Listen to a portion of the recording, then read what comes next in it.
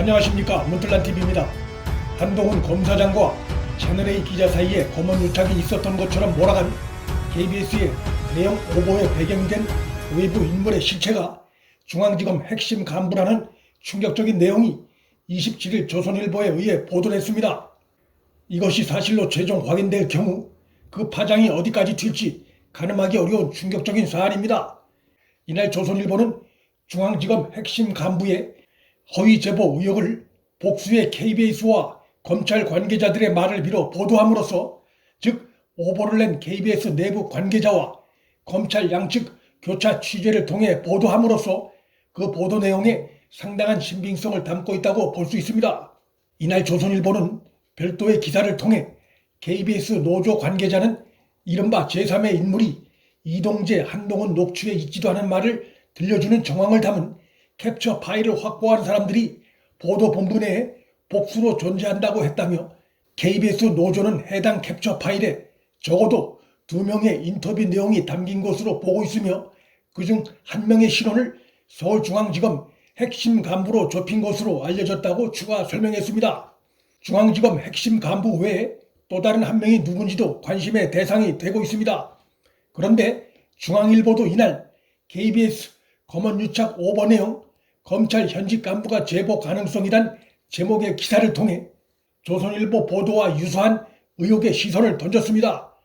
중앙일보는 우선 지난 25일 조선일보가 단독 보도한 제3의 인물과 KBS 기자 간 녹취록에 대해 사내 일부 직원으로 구성된 뉴스9 검언 유착 오보 방송 진상규명을 위한 KBS 연대는 해당 녹취록이 KBS 내부 보도 정보 시스템에 있는 내용과 동일하다고 확인했다고 보도했습니다.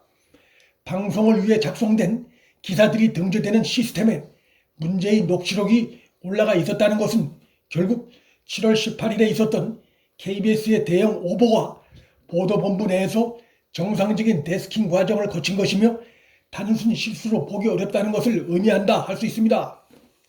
중앙일보 보도에 의하면 KBS의 오보 과정에서 더 의심스러운 대목도 발견됩니다. 중앙일보는 KBS 연대는 기사 작성 단계에서 해당 녹취록을 복사해 붙여놓고 작업한 기록이 있다며, 다만 공개된 녹취록은 전체 중 일부이고 사내 법규상 직원들이 이를 외부에 공개하면 징계 사유가 돼 더는 확인이 어렵다고 말했다고 덧붙였습니다. 이것은 외부의 허위 제보자와 KBS 기자 간 대화 내용이 보도된 것 외에도 더 있었고, 이것이 보도정보 시스템에 올려져 있었다는 것을 의미하는 것이어서 대화 녹취록 추가분이 공개될 경우 그 내용에 따라 파장은 더 커질 수밖에 없습니다.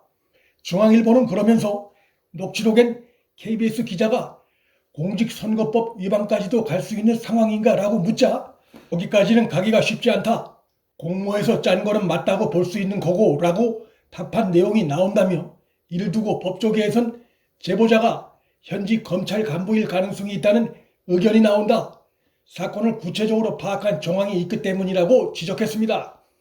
이 같은 보도 내용들을 종합할 때 KBS에 허위 제보를 한 자가 현직 검찰 간부일 가능성이 있다는 점에서 조선일보와 중앙일보 보도 내용은 일치한다고 볼 수 있습니다. 두 곳의 유력 신문사에서 비슷한 취지의 보도가 나왔다는 것은 신문들이 제기한 보도 내용의 신빙성을 상당히 뒷받침하는 정황입니다. 조선일보 보도는 중앙지검 핵심 간부로까지 그 대상을 좀 더 좁혔다는 점에서 중앙일보 보도와 차이점은 있습니다. KBS에 잘못된 수사 정보를 제공한 것으로 의심받고 있는 해당 핵심 간부는 조선일보와 통화해서 자신은 KBS 기자와 통화한 사실도 사무실에서 만난 사실도 없고 수사팀에 속해 있지 않아 내용도 전혀 모른다고 주장하고 있는 것으로 보도됐습니다. 현재 이 사건을 KBS 노동조합과 공용노조 등 두 곳에서 취재 기자 등을 상대로 확인 과정에 있어 중앙지검 핵심 간부의 해명이 사실인지 여부는 곧 드러날 수 있을 것으로 전망됩니다. KBS 내부 사정을 가장 잘 아는 KBS 노조와 검찰 내부 관계자가 복수로 전하고 있다는 점, 그리고 KBS 제보 내용이 수사 상황을 잘 알고 있지 못하면 알 수 없는 내용이었다는 점 등을 감안하면 KBS의 검언유착 오보 과정에 현 검찰 수사팀과 관련된 자가 개입했을 가능성은 배제하기 어려운 상황입니다.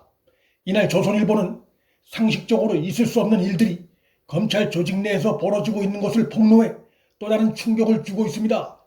추미애, 이성윤이 밀어붙인 이번 검언유착 사건 수사팀에 호남 출신 검사들이 대거 배치된 것이 드러나 충격을 주고 있습니다.